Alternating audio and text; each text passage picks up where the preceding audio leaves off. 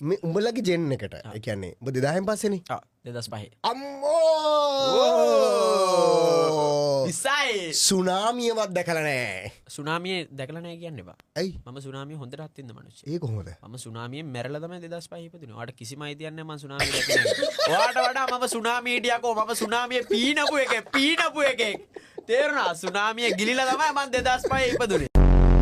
දැන් උඹත් අර මේ ඉස්සර මේ වසීගුරුකම් අරව මේ අර බොරු කන්ටෙන්ට් ගහන්නේ මේ මම මෙහෙම ඉපදුනේ මේ එහෙම එකක නෑනේ. මම විශ්වාස කරන්නේ නැහැ නෝ. එන්න ගේපා වසීගුරුකම්. ඔබනා යකෝ වසියක් කරන උන්ට ගෑණි නෑ. මාරට එල්ලින්න ලංකාවේ. ඌ අපිට වසී කරන ඌට ගෑණි නෑ. උඹ හොයාගනි මුලින් ගෑණි. ඩාන්සින් කරා. හරිද? ඒ කියන්නේ කැන්ඩියන්ද වෙස්ටර්න්ද? කැන්ඩියන්. ඔව් යා. මම වෙස්ටර්ල තියා. what the 5 give 5 Yes. නෑ. නැත්තම් ඔයා නුවරනේ. ඔව් ඔයා නුවරනේ. නටමු.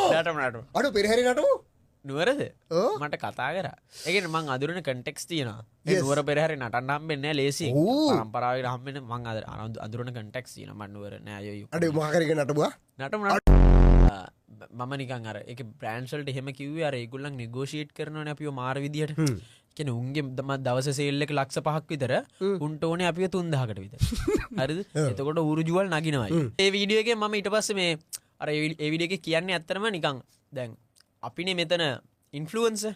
හරිද? ඒතකොට බ්‍රෑන්ඩ් එක අපිට රීච් අවුට් කරලා උන්ගේ බඩුව ප්‍රොමෝට් කරන්නේ උන්ටනේගේ වාසිය.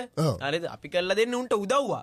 ඒතකොට උන් ඒ උදව්වට ගාන කියන්න ඕන. නිකන් උන් කතා කරන්නේ උන් අපිට උදව්ව කරනවා. හරිද? උන් නෙමෙයි අපිට උදව්ව කරන්නේ. අපිත් අපිට උදව්ව කරන්නේ. හරිද? ඒතකොට අපිට කැමති ගානක් කියන්න බලන්න. ඔයා හොස්පිටල් එකට ගිහලා අනේ ડોක්ටර් වාට මේ පේෂන්ට්ලා නැද්ද දන්නේ මට එම්බිරිසාව මට එම්බිරිසාව පොඩ්ඩක් හොද කරලා දෙන්න මම කීයක් හරි දෙන්න ඒ මව්